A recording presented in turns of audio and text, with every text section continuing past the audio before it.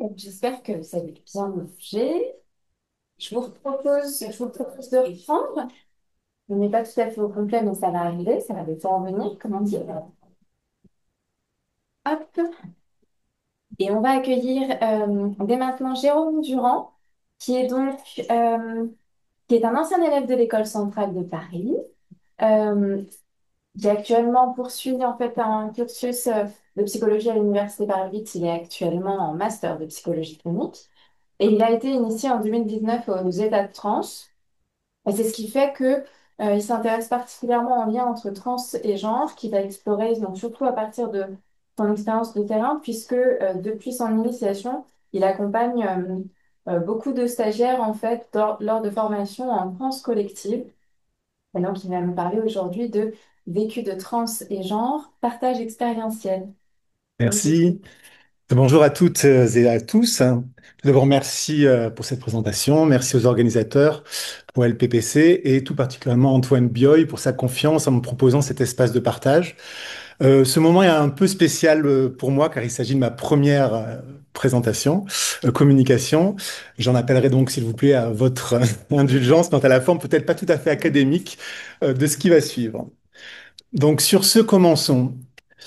Alors, imaginez un instant que votre perception de vous-même, de votre corps, de votre identité se transforme au fil d'un état de transe, jusqu'à ce que vous soyez amené à ressentir avec acuité et précision des sensations et des émotions qui semblent appartenir à quelqu'un d'autre, comme si ces ressentis étaient vôtres.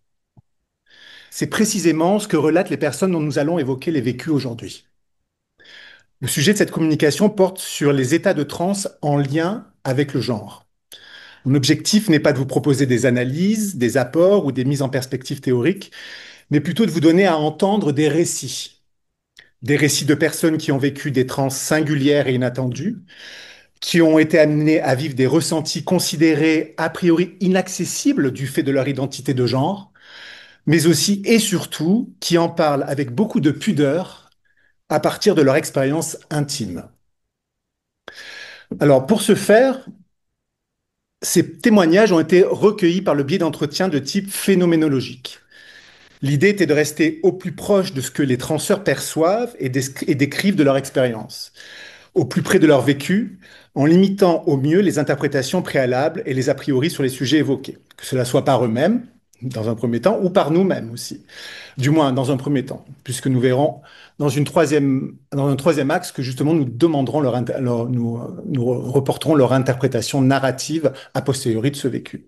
Donc pour chacun, donc vous allez avoir plusieurs récits qui vont vous être présentés. Pour chacun, nous vous présenterons dans un premier temps les éléments de contexte dans lequel la transe s'est déroulée, quand cela est possible, comme par exemple l'état interne du transeur, sa personnalité, ses motivations personnelles ou encore son environnement direct physique. Dans un deuxième temps, sera décrit en détail la transe en elle-même, les manifestations vécues et ses éventuelles sous-séquences. Effectivement, souvent, il y a des différentes phases dans une transe. On voit bien qu'il y a des allers-retours en transe et justement, des séquences peuvent avoir lieu et se relèvent d'une certaine importance. Et cela, ça sera relaté, ça sera en fait, je ferai le récit tel que relaté par le transeur de manière brute et sans interprétation.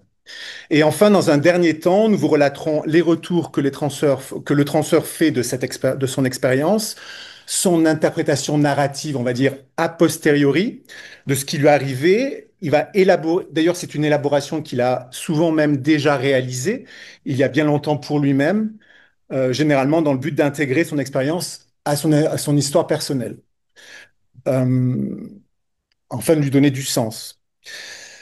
Et d'ailleurs, qu'il puisse être aidé ou pas par une personne, hein, bien sûr. Dans ce récit, donc qu'on pourrait qualifier d'interprétation a posteriori, nous serons attentifs en particulier sur ce que les transeurs disent des éventuelles conséquences sur lui-même de cette transe.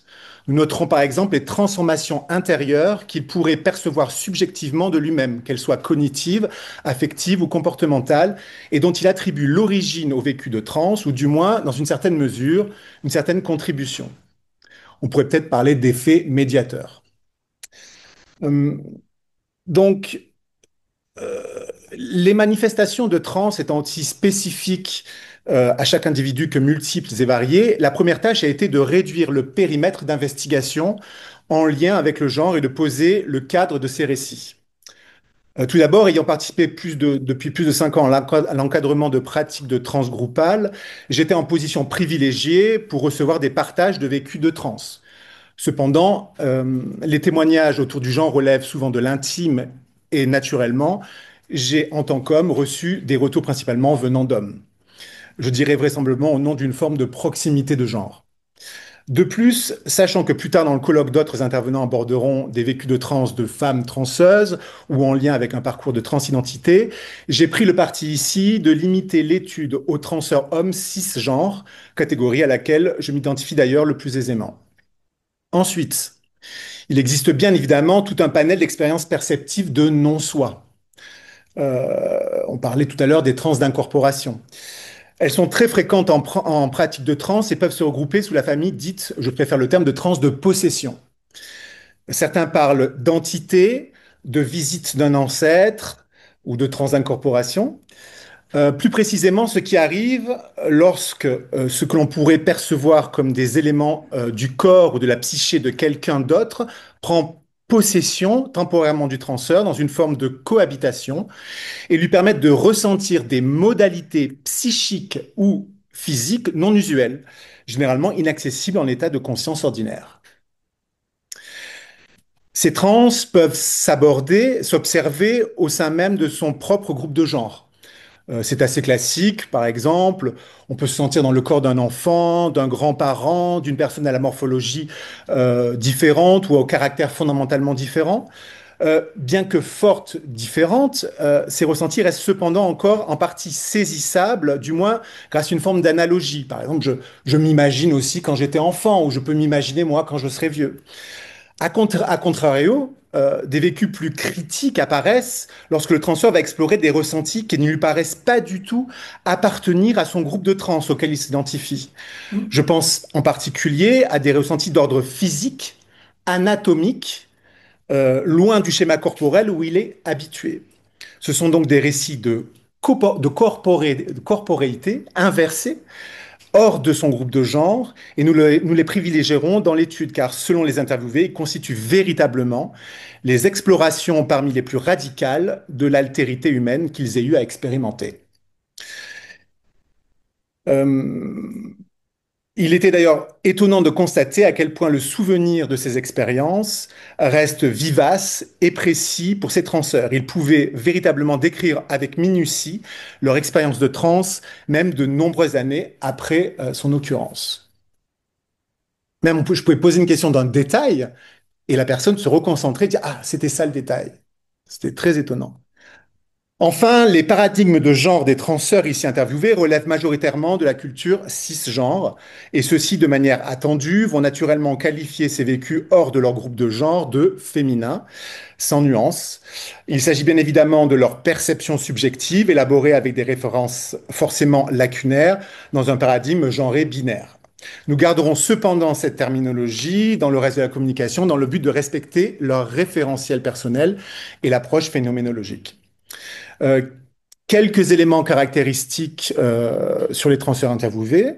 Alors, tous sont de culture occidentale européenne, pratiquant la transe de manière non ritualisée, sans référence à une religion ou une cosmogonie particulière. On pourrait dire c'est on chamanise sans costume, pour le coup, si on peut parler de chamaniser d'ailleurs. La pratique est individuelle ou collective au sein d'un groupe de transeurs qui induisent en même temps leur propre transe.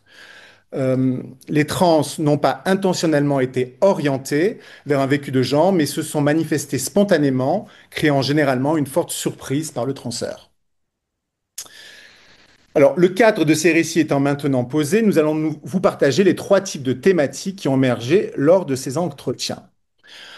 Alors, nous proposons ainsi de présenter ici, de partager des récits de vécus en lien avec le genre à travers des exemples d'hommes en état de transe de possession, qui se sont retrouvés traversés de ressentis de corporéité féminine, tour à tour mobilisés dans les thèmes de, tout d'abord, de la sensualité féminine, débouchant souvent sur une découverte du corps féminin et de sa sexualité. Ensuite, un thème plus délicat, la violence sexuelle et la résilience. Et enfin, si on en a le temps, l'accouchement.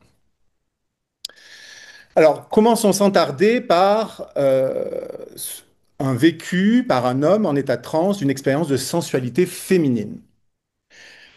Voici l'histoire de Timothée.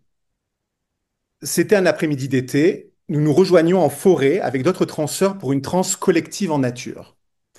Nous avions bien pris le soin de nous éloigner suffisamment des sentiers pour ne pas risquer de rencontrer des promeneurs.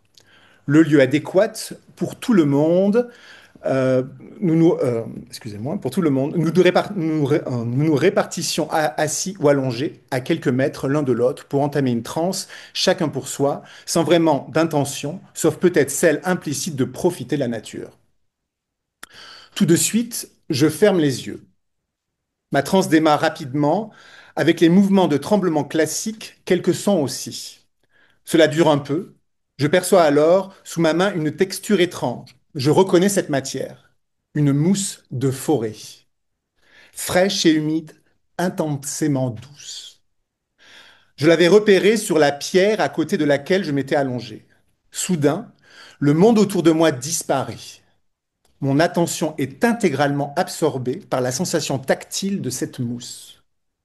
Tout le reste autour est noir, complètement noir, aucun bruit, aucune lumière, aucune sensation extérieure autre. La mousse, à force d'attention, se matérialise en vision devant moi, puis se métamorphose en femme.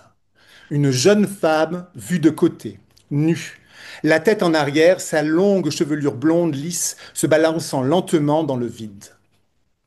Les mains vers le ciel, les jambes mi-pliées couvrant son intimité. Je réalise que mon corps d'homme a pris exactement la même position. Dès que je bouge ma main, elle bouge sa main. Dès qu'elle bouge une partie de son corps, je bouge la même partie de mon corps. Comme si nous étions connectés à distance par le mouvement. Un mouvement toujours lent, délicat et précis. Je souris en imaginant un de mes collègues transeurs me voir dans une telle position. Je retourne dans la transe. Je réalise que lorsque mes mains parcourent mon corps, je ressens une sensation tactile qui me paraît appartenir à la femme. Je me touche tout de suite mes seins. Et effectivement, je peux sentir une élégante forme remplie. Un sein de femme, c'est incroyable. Je sens la sensation d'un sein de femme, l'effet de pesanteur sur sa masse, et puis vient le toucher délicat des caresses que mes mains, en passant, lui prodiguent. Vous l'avez compris, Timothée est immergé dans une exploration sensorielle et sensuelle d'une anatomie différente de la sienne. Il est guidé par les mouvements de cette femme qu'il exécute sur son propre corps d'homme. Il découvre des hommes érogènes jusque-là inconnus, des manières de les toucher qui lui sont étrangères, et ce jusqu'à un orgasme dont la forme, la durée et la répartition de l'intensité est sans rapport avec ses ressentis courants. Il décrit en particulier un point précis au niveau de son bassin qui explose et diffuse dans tout son corps. La transe se termine, étant dérangé par son voisin transeur qui sortait de transe. Au retour de cette journée, Timothée ne peut s'empêcher avec une amie de regarder sur un atlas anatomique de l'appareil génital féminin le point de son corps où il avait ressenti la concentration de l'orgasme. À sa grande déception, ce n'est pas le lieu du clitoris qu'il croyait être à l'origine de ce plaisir, mais un autre qu'il désigne à son ami. Ce n'est pas le clitoris, effectivement, c'est le point G. Timothée est stupéfait. Comment j'aurais pu savoir une telle chose? Timothée est en effet homosexuel. Il a eu très peu d'aventures avec les femmes dans sa vie. Il aime sans équivoque les hommes et ne s'intéresse absolument pas à la sexualité des femmes.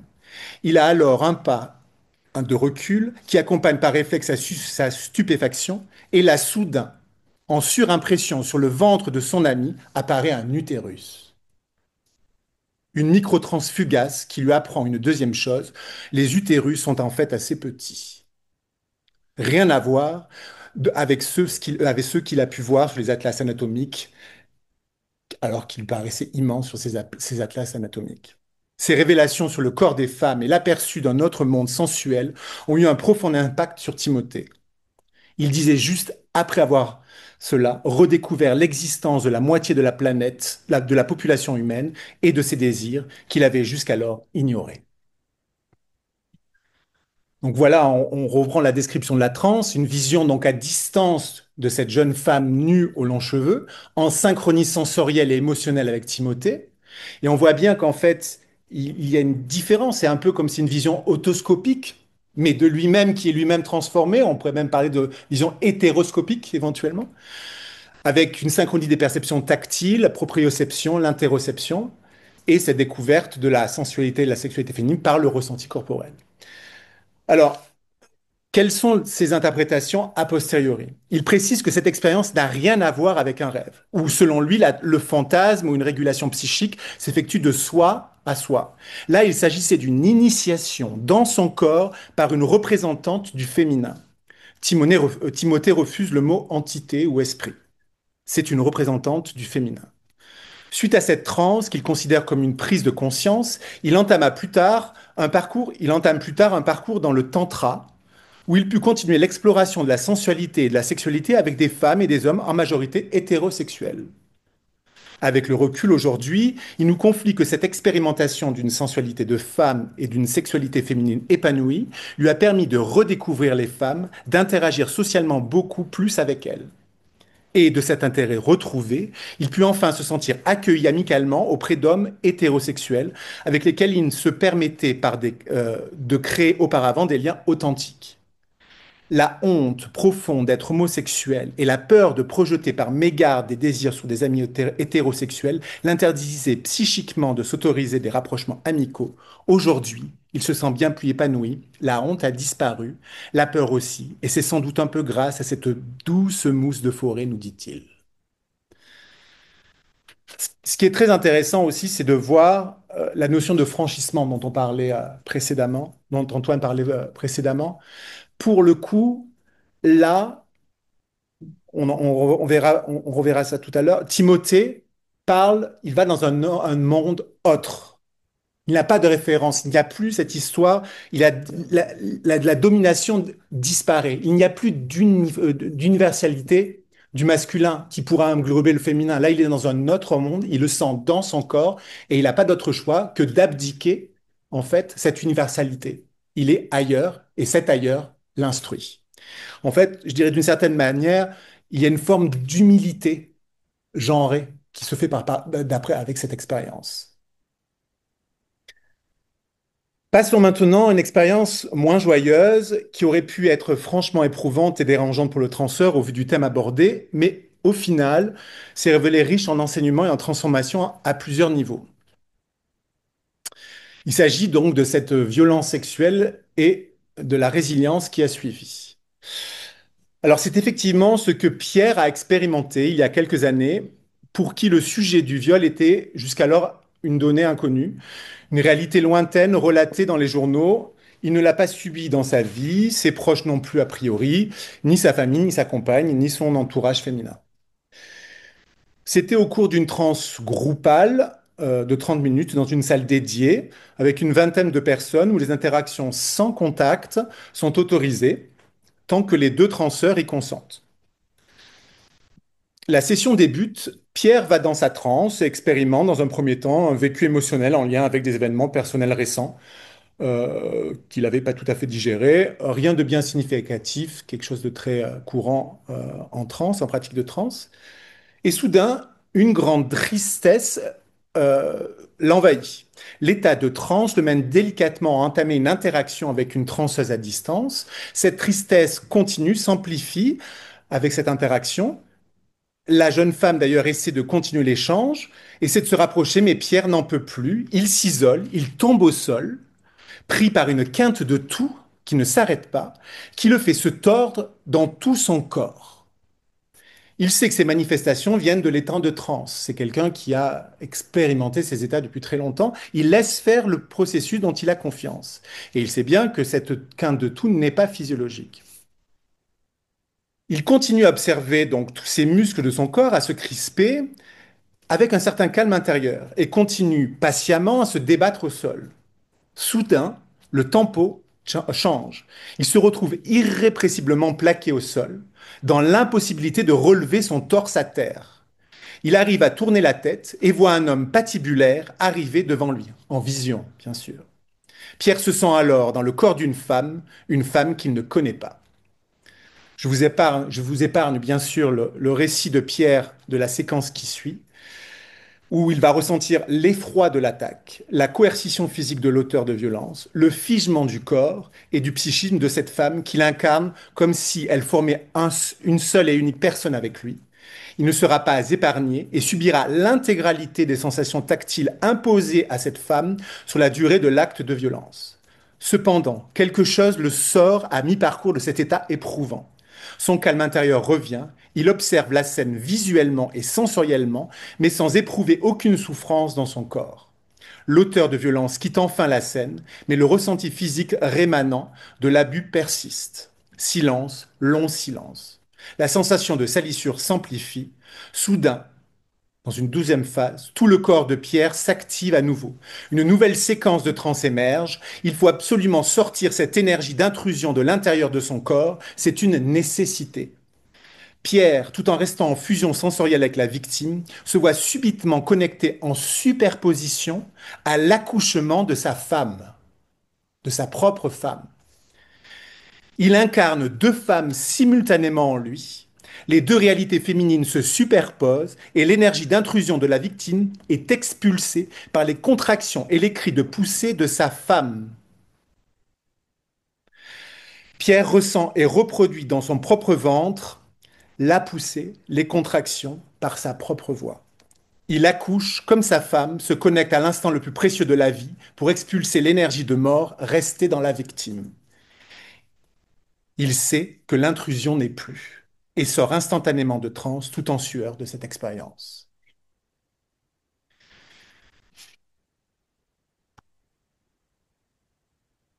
Donc effectivement, Pierre apprendra après coup que la transeuse, et en plus Pierre apprendra après coup que la transeuse avec qui il a interagi avait vécu plusieurs violences sexuelles et qu'elle essayait désespérément de trouver un chemin de résilience, entre autres dans cette pratique de transe.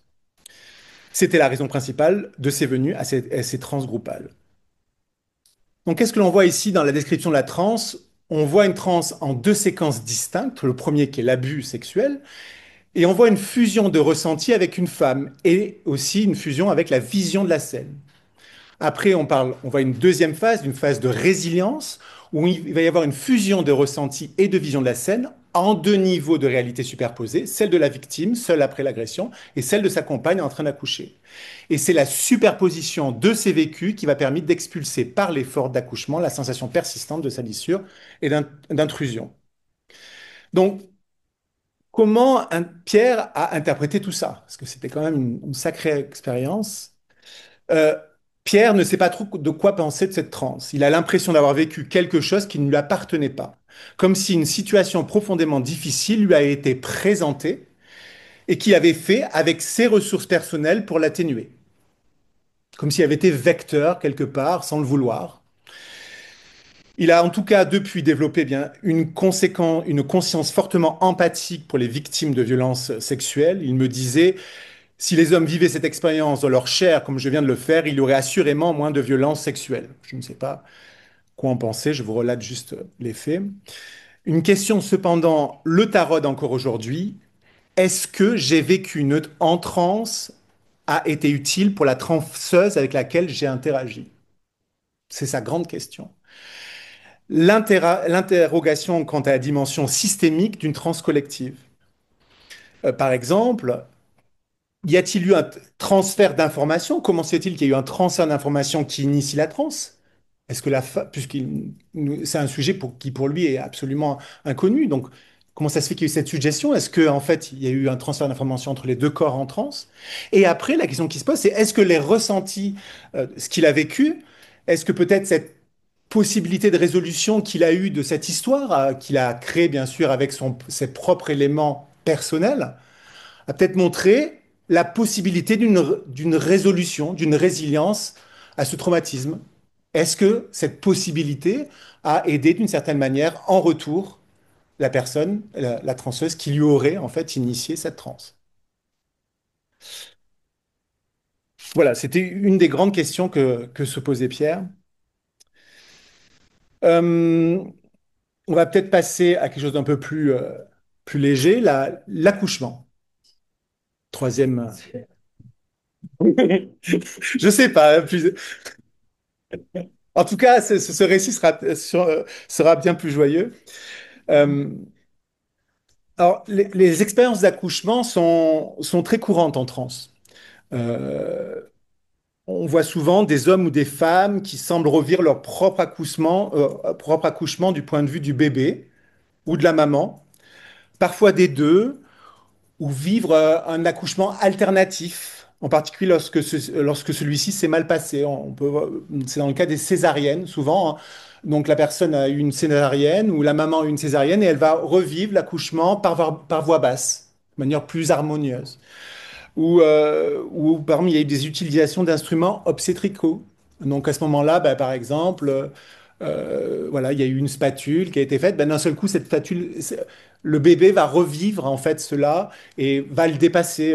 Je repense à un transfert qui semblait d'extérieur avancer par des mouvements du tronc, comme dans un boyau étroit. Et effectivement, ben, il revivait en fait son propre accouchement. Et souvent, dans ces cas-là, en fait, on peut sentir les deux choses. C'est-à-dire qu'on se sent en tant que bébé, avec une émotion en tant que bébé, et on sent aussi maman, le ressenti tactile, en fait, du vagin, de l'utérus, et il sent aussi l'émotion de la maman. Voilà, il y a des choses comme ça qui se passent. Il y avait ce même transhumant me disait qu'à la fin, ça s'est arrêté, et il a ouvert les yeux devant une pleine lune. Et après, il a recherché et il était effectivement né le jour d'une pleine lune. C'était le petit clin d'œil. Alors cependant, je trouve que cette expérience pouvait être un peu redondante dans le process, hein, de transe sous-jacent avec les deux précédentes. Donc j'ai préféré vous parler d'un véritable accouchement où la transe s'est invitée réellement chez les parents qui étaient présents à cet accouchement. Donc là, on ne peut pas faire que le récit de Sylvain, même si je vais avoir un focus aussi sur lui. Ça sera le récit de Sylvain et Camille, effectivement. Donc, donc Sylvain et Camille sont des transfert expérimentés qui sont en couple et qui vont devenir parents pour la première fois. Il se trouve que le lieu où où Camille va accoucher est une maternité qui encourage les accouchements physiologiques lorsque cela est possible médicalement et que la maman le souhaite. Donc effectivement ici le contexte médical est favorable et l'accouchement sans péridurale était souhaité par Camille. Donc effectivement la transe est invitée enfin c'était une possibilité pour eux euh, avant même, euh, avant même d'y aller, et on va voir que cela s'est invité à différents moments. Donc là, la description de la transe va se faire en fonction de l'évolution du travail. Parce que bien sûr, selon les différentes, on va dire, phases, même si c'est peut-être pas le mot approprié, en fait, on va avoir des états modifiés de conscience différents. Alors au début, au début du travail, au début de l'arrivée des contractions, Camille refuse absolument de transer. Sylvain, quant à lui, va avoir une transe légère. Il dit peut-être, je dois avoir une certaine forme d'anxiété peut-être, et cette transe légère me permettait un petit peu de réguler ces émotions-là. Et d'un seul coup, en fait, on va avoir une intensification des contractions et le début de la descente du bébé. Et là, le changement est absolument immédiat. La transe s'impose à Camille et en même temps à Sylvain, en instant, comme une obligation. Camille se met absolument au sol, tire Sylvain au sol et demande à Sylvain de se mettre derrière elle. Et Sylvain a donc Camille entre ses jambes. Des contractions extrêmes en fait apparaissent et d'un seul coup, Camille réalise qu'elle n'a plus aucune douleur. La douleur s'est transmutée en intensité. Comme une grosse vague, elle parle de rouleau compresseur qui passait sur elle, sans aucune douleur. Sylvain, lui, quant à lui, est surpris de ressentir des crispations intenses et régulières dans ses abdominaux, dont il se rend compte très rapidement qu'elles sont en synchronie avec les contractions de Camille. Donc en fait, Sylvain, derrière elle, a cette sensation d'avoir donc des contractions, et même d'une certaine manière, le vagin de Camille était juste devant lui. Il l'accouche, lui aussi. C'est très étonnant, cette sensation d'être en fait sa femme, et sa femme elle-même va dire que elle sent comme elle trouve un appui au moment des contractions en Sylvain, qui va d'un seul coup, lui aussi, faire les sons qui vont être, d'après Camille, bénéfiques pour lui.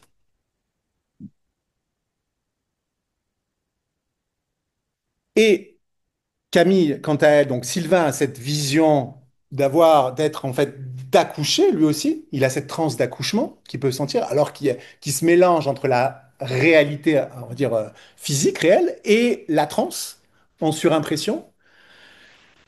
Et quant à Camille, elle voit d'un seul coup une vision, les sages-femmes se transforment et elle se retrouve au milieu d'une tribu et elle se trouve en fait entourée de tout le village. Les sages-femmes sont là pour l'accompagner, lui disent des paroles et Sylvain fait partie du village aussi.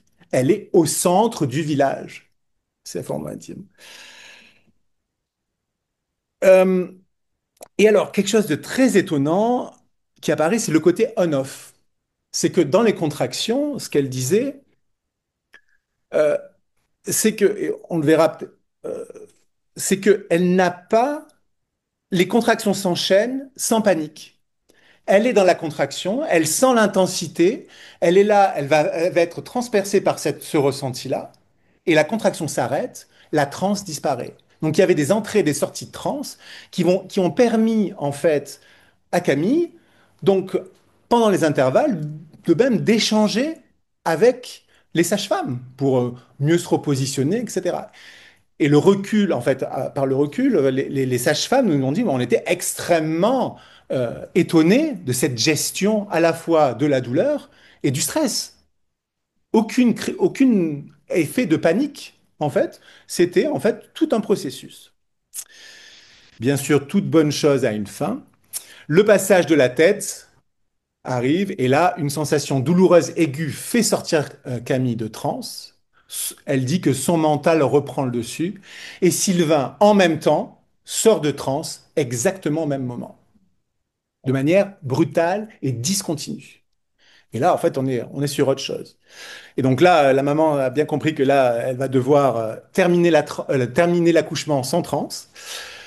Cependant, elle remarque que la protection de la douleur qui a eu dans du stress dans la phase précédente va lui permettre, en fait, d'avoir encore de ses ressources mentales pour l'effort final. Et là, elle arrive à terminer rapidement l'accouchement, aussi douloureux soit-il. Alors, l'interprétation a posteriori, je pense que Camille est la plus belle phrase à la suite de ça. Elle a dit, nous avons accouché. Naturellement, c'était assez drôle cette anecdote. Elle dit, je me suis sentie libre et maître de mon accouchement. C'était un point qui pour elle a été absolument essentiel. C'est cette liberté en fait dans le processus corporel. Et Sylvain, un peu plus pudiquement, s'est dit, je me suis senti participer à l'accouchement, je me suis senti utile. C'est vrai que certains hommes souvent se sentent un peu vulnérables à ce moment-là. Et peut-être, il se dit avoir peut-être compris une partie du vécu de sa compagne. Donc on en a parlé, aucun vécu des douleurs pendant les contractions, et surtout que les contractions s'enchaînaient sans que la panique s'installe, ce qui était vraiment en fait très utile en fait, surtout du point de vue des sages-femmes. Et aussi, ça a apporté donc à Camille une confiance pour accoucher sans péridurale. Euh, alors en conclusion, j'aimerais poser la question de que penser de ces ressentis sensoriels et émotionnels de trans en lien avec le genre? Enfin, je veux dire, c'est une vraie question. Alors, déjà, comme on vient de le voir, ils permettent de vivre des expériences radicales d'expérimentation de l'altérité, qui sont inaccessibles en état de conscience ordinaire. Donc, en ce sens, ils constituent un espace de subversion de la norme. Mais comme je l'ai dit tout à l'heure pour Timothée, il y a aussi cette notion de disparition de la domination. Il n'y a plus ce dont on parlait ce matin, en fait, on est véritablement autre. Dans son corps, il y a plus, on ne peut plus tergiverser, on ne peut pas faire de concepts, on peut pas, il n'y a pas de catégorisation possible. En fait, là, on est face à l'autre, on a franchi un seuil. On ne peut plus faire semblant. Ce sont des ressentis, on pourrait dire, exosensoriels. En tout cas, il y a cette croyance que ces ressentis ne nous appartiennent pas, mais qu'exceptionnellement, on y a accès.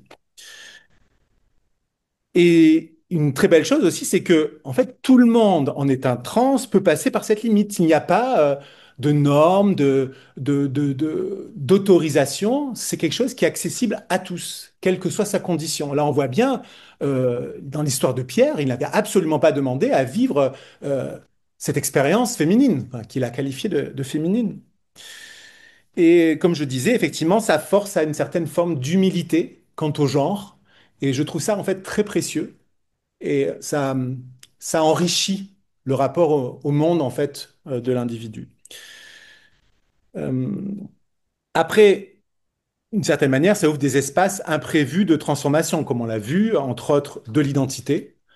Je pense que lorsqu'on a ces trans d'incorporation ou de possession, notre identité va changer, ou de perception sociale.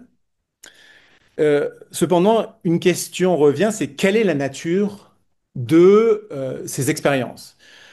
Euh, Gilbert Rouget nous disait souvent, rien n'est plus flou que le concept de possession.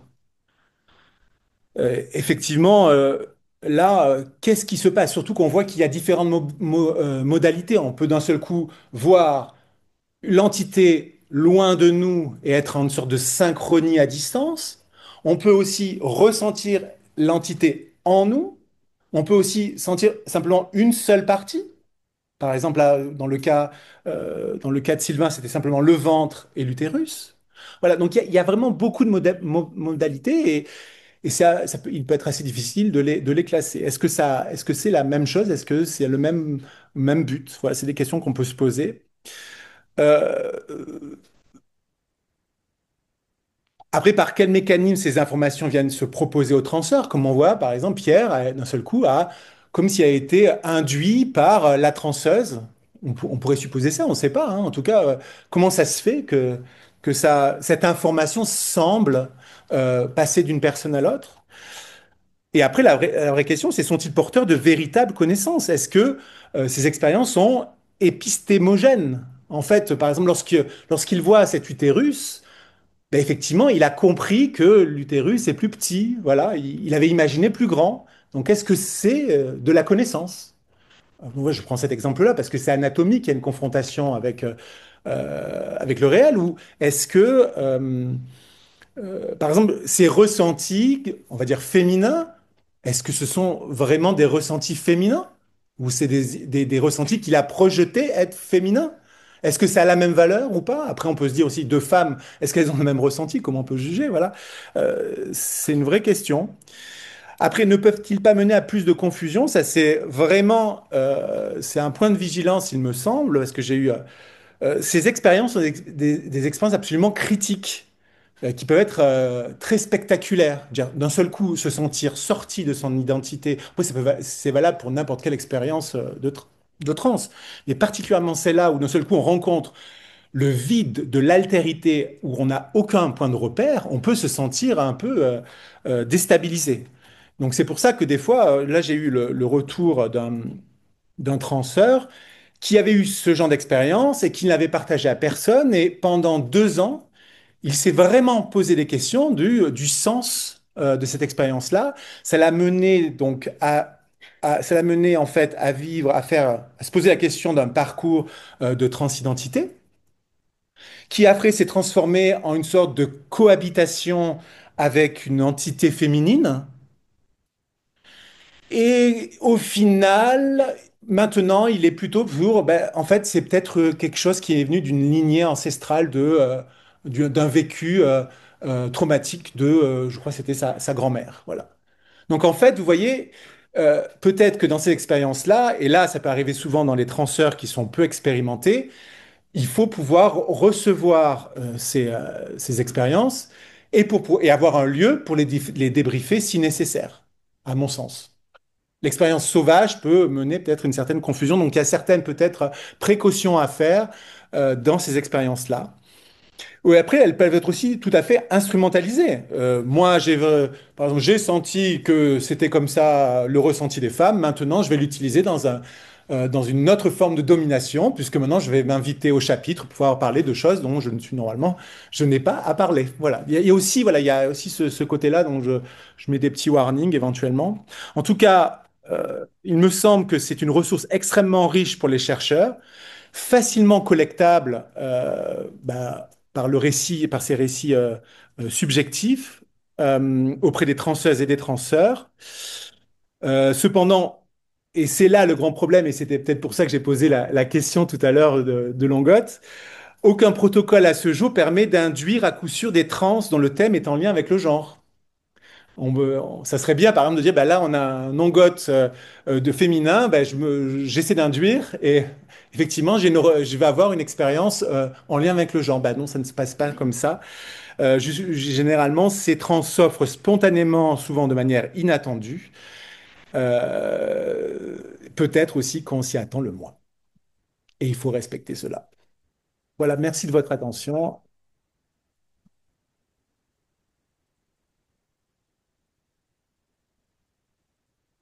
Merci beaucoup, Jérôme Durand. Bon, je trouve qu'on entend mieux là-dedans que ça. Je vais parler. Merci beaucoup. Merci pour ce matériel extrêmement riche, avec un timing parfait. Voilà, les modérateurs de bien ce qu'ils veulent. Salut.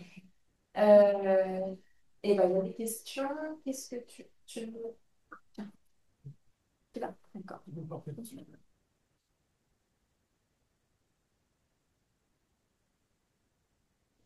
Bonjour, Jérôme. Les bons de connaissance, c'est un mot très intéressant que tu nous amènes. J'ai une double question.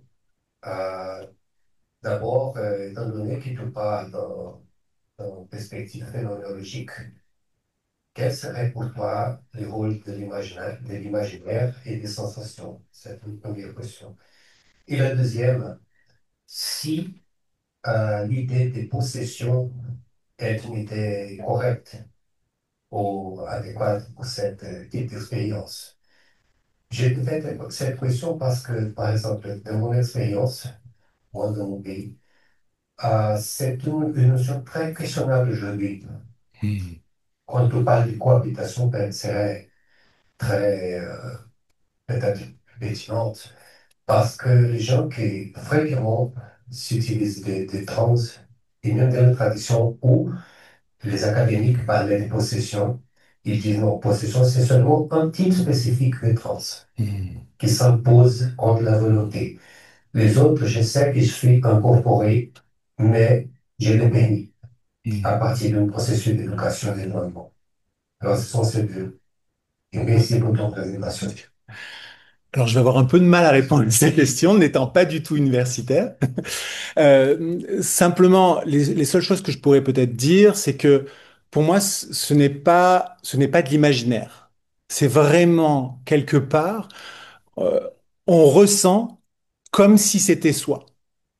Et alors, j'ai découvert ce matin avec Laetitia, en fait, ce terme de transe d'incorporation qui au final est peut-être beaucoup plus juste que trans de possession, que j'ai utilisé par un non-connaissance en fait du sujet. Donc effectivement, pour moi, c'est des trans d'incorporation, et effectivement, il n'y a rien à voir avec une possession, par exemple, démoniaque qu'on pourrait avoir dans le catholicisme, ou alors des choses où on ne peut pas contrôler. Là, il y a dans ces incorporations-là, si je peux utiliser le terme, ça serait plus en fait une cohabitation où on garde à chaque instant sa conscience. C'est vraiment plusieurs plans ensemble. C'est-à-dire que je suis moi et je me surprends à ressentir quelque chose qui n'est pas moi et je me vois autre, mais tout en restant soi. Voilà. Voilà, donc je ne peux pas plus donner de détails, mais voilà. C'est mon expérience, voilà. C'est juste un vécu. Si, non, c'était vraiment passionnant. Et justement, non, je ne pense pas qu'il y ait d'opposition entre la notion d'authenticité et la notion d'imaginaire. Là, on n'a pas accès à la vision elle-même, on a accès au récit de la vision. Oui, Donc, cette notion de récit que tu places au cœur de ton propos, c'est elle aussi qui porte en elle, qui draine tout l'imaginaire, à la fois de la personne qui raconte, mais de toi qui raconte la personne qui raconte. tout à fait. Parce que finalement, tu ne nous as pas donné le récit comme le ferait un sociologue, où on ouvrirait les guillemets, et on aurait accès au récit. On n'a pas accès au récit. Bien C'est sûr, toi bien qui sûr. tu racontes très bien. Enfin, il y a un talent aussi littéraire dans le Mm. récit, mais que toi, tu mets au service de ce que tu recherches comme étant l'authenticité du vécu. Mais donc, je pense que c'est vraiment intéressant en tant qu'universitaire de saisir aussi ce geste quand tu le fais. Tu vois, il y a ce deuxième degré, en fait, qui est vraiment très fort. J'avais juste une curiosité sur la question du contexte de la troisième expérience, Oui, celle de l'accouchement. Donc, ce sont des personnes qui voulaient un accouchement sans péridurale. oui, oui. Camille voulait, surtout Camille, voulait un accouchement sans péridurale.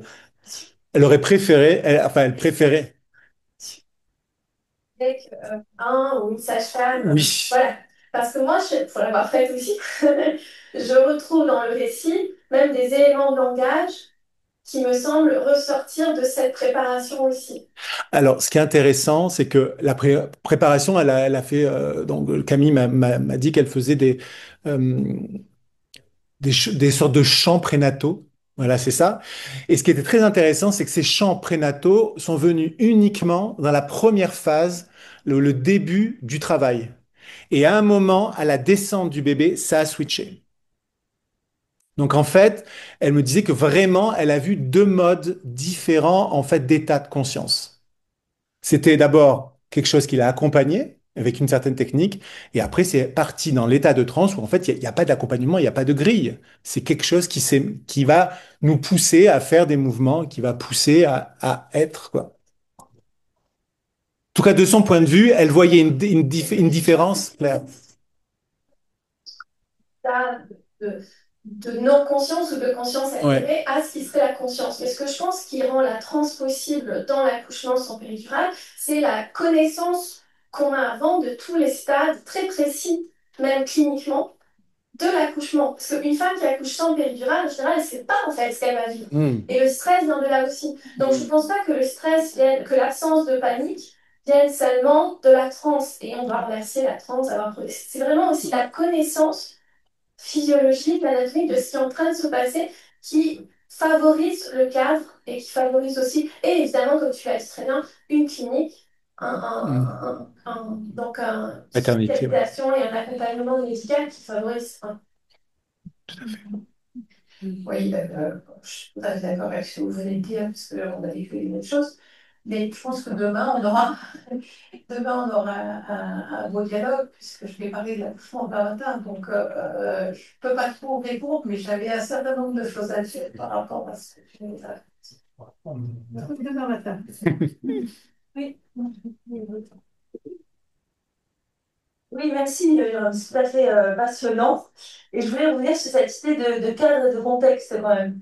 Parce que là, c'est, comment dire, hors accompagnement, hein, comme tu le disais. Voilà, ce sont des transeurs qui volontairement décident d'aller transer ensemble sans cadre et sans accompagnement. Et aussi sans intention. Ah, là, enfin, pour moi, donc, voilà, c'est du chamanisme. Là, il manque quand même une intention de départ qui peut quand même fournir un certain cadre au résultat de cette transe. Hmm. C'est pourquoi transer. Quel est le résultat qu'on cherche? Alors, ça peut être tout simplement de poser une problématique. Dire, voilà, j'ai un problème à régler. Donc, ça, c'est dans l'anamnèse. Hein, c'est tout ce qu'on peut travailler dans un accompagnement. Une fois qu'on connaît la personne, qu'on a fait parler la personne, qu'elle va mettre sur la table vraiment ses problématiques et ses questions du moment, et qui vont ressortir dans la transe, parce qu'on pose cette intention que pendant la transe ou pendant la communication avec une entité, la solution soit apportée, ou en tout cas que soit vu exactement ce qu'on demande à régler. Hmm. Hein, on dit toujours, voilà, c'est le principe de la prière. Hein, il faut prier, il faut demander quelque chose si on veut une réponse à quelque chose. Bon. Donc il y a quand même ça qui peut être problématique, et du coup ça part peut-être un peu dans tous les sens. Et qu'est-ce que je voulais dire d'autre? Oui, par rapport à la possession, incorporation et tout ça. Là, dans les exemples que tu nous donnes, il n'y a pas d'entité qui aurait une volonté propre. Donc, on ne peut pas parler ni d'incorporation ni de possession. Parce que là, il n'est pas question du tout d'entité qui serait extérieure à la personne. Hein, on peut parler, je ne sais pas, peut-être de d'imprégnation, je sais pas, énergétique, mais on n'a pas du tout affaire à une entité. Hein, dans un premier temps, le premier cas, c'est une femme, mais cette femme, on ne sait pas si elle a si elle a une volonté propre. Hein, ça peut être un archétype féminin, ça peut être un double féminin de la personne. Enfin voilà, on peut avoir plein d'explications. Dans le cadre de vivre dans ton corps, bah, peut-être quelque chose qui vient de quelqu'un d'autre. Mais ça se vit en constellation familiale tout le temps. Ou des guérisseurs qui peuvent ressentir la douleur dans leur propre corps de ce qui est vécu par l'autre. Donc là, pareil, c'est pas du tout une entité extérieure. Et l'accouchement, bon, après, voilà, c'est autre chose. Mais pareil, je rejoins sur l'expérience de femme et l'accouchement. Enfin, forcément, l'accouchement, on en parlera demain. Voilà, il y a cet état quand même de dépassement de la douleur et tout ça. Et la douleur elle-même peut mettre en état de transe.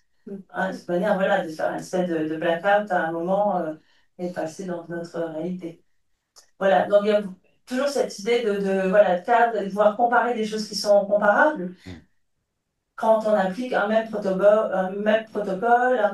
contexte dans un même cadre. Là, on peut comparer. Mais sinon, après, c'est de la transe spontanée et ça peut nous ouvrir sur plein d'expériences différentes. Faire un petit interlude avant de refaire circuler la parole. D'abord, félicitations pour ta première intervention. Merci. Qui est une thématique qui n'est pas simple pour commencer à parler devant un auditoire et expert qui plus est. Je pense qu'il y a quelque chose que tu as relevé qui est très important, qu'on disait aussi ce matin, c'est-à-dire que il y a la question quand même de la sécurité par rapport à cette question des trans. C'est-à-dire que on est quand même on est quand même dans des manifestations, des moments, des expériences qui peuvent être bouleversantes au sens premier du terme, et qu'il peut bien sûr y avoir des pratiques qui peuvent être pratiques récréatives, mais lorsqu'il y a notamment une répétition ou une volonté de changer, ça réclame quand même un dispositif qui est un dispositif construit pour pouvoir aussi accueillir, recueillir, etc. Je suppose, pour te connaître un peu, qu'en fait, le groupe qui était dans la forêt se connaissait, se réunissait, et je vois à peu près le cadre, qui est un cadre continu, en fait, et qui donc, effectivement, il y a une matrice qui existait, qui était présente, tu ne l'as pas précisé, mais du coup, je précise qu'il y a quand même une matrice du groupe qui existait à ça, et une volonté et une intention. Alors, ensuite, effectivement, la question, c'est les intentions. Oh, pardon, tu m'as pas vu. Ma question d'intention, elle est toujours intéressante. C'est est-ce que l'intention doit être formellement donnée ou est-ce que finalement, précisément, lorsqu'il y a un groupe qui se réunit avec constituant une matrice et qui finalement se voit pour vivre des moments ensemble, est-ce que ça peut être considéré comme étant une intention de partager une expérience ou est-ce qu'il faut d'autres intentions? C'est vraiment la question, elle est vraiment très très ouverte. Tu as cité premier cas en mettant en garde notamment par rapport au vécu qui est très difficile, qui avait eu que voilà, il fallait aussi un cadre sécur et ça c'est effectivement un élément qui est extrêmement important à rappeler. Et puis j'ai quand même prêché un peu pour ma paroisse par rapport à cette histoire de définition, possession, pas possession, etc.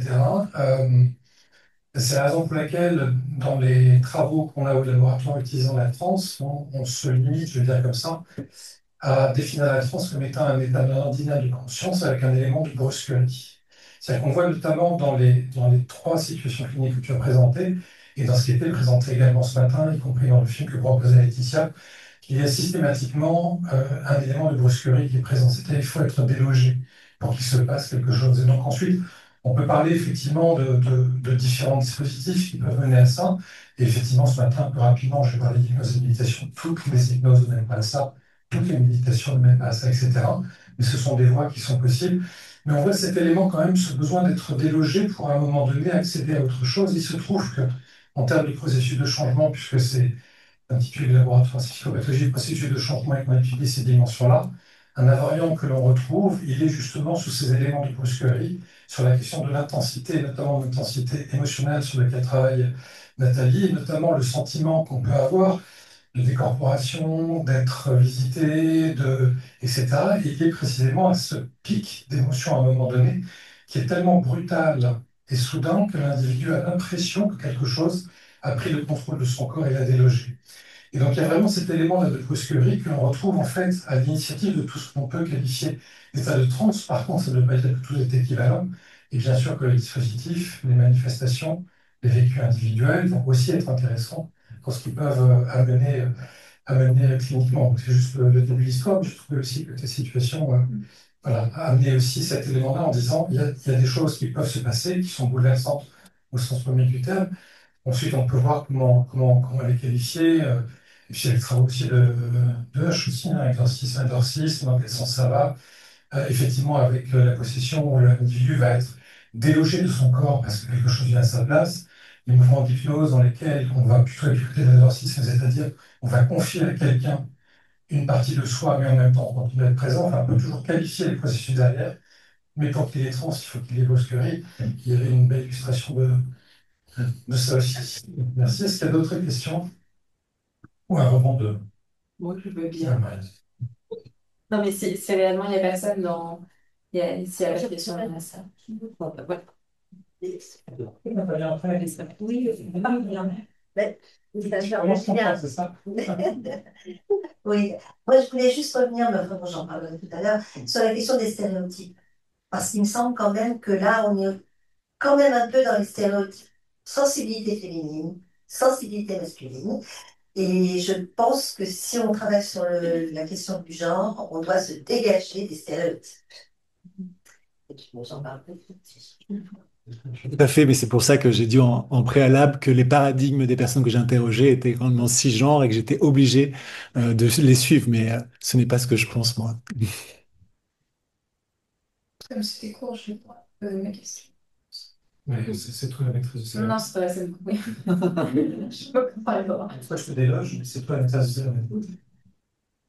Non, merci beaucoup. Je voulais rebondir en effet pas très longtemps, mais je voulais moi aussi, entre guillemets, un peu. Enfin, il y a des questions qui m'interpellaient par rapport à moi, à ma clinique. Moi, je trouve, enfin, quand vous avez clôturé la présentation, je vous ai dit c'est très très riche. Et en effet, je pense que c'est vraiment extrêmement riche. J'aurais eu plein de choses à vous demander et à partager, mais du coup, je vais essayer de rester sur une chose qui m'a posé question, ou plutôt que je me suis demandé. Euh, à un moment donné, donc quand vous avez évoqué que c'était de toute façon des hommes qui étaient cisgenres et vous avez dit qu'ils étaient de culture européenne, hein, ça, occidentale européenne, d'accord.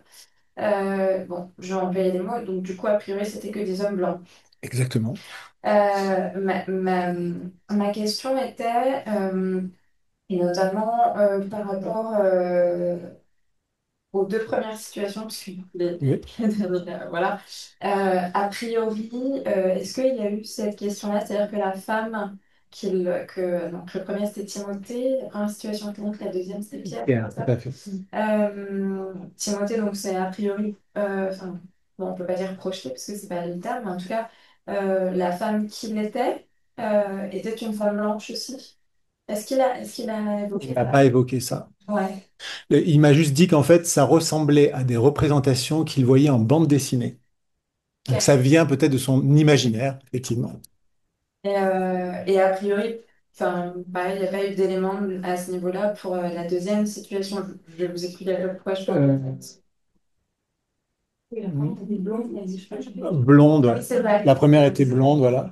La deuxième, non, je n'ai pas eu de détails. Je pense qu'il était plutôt focalisé sur les ressentis que sur des détails, malheureusement, de la peau de la personne.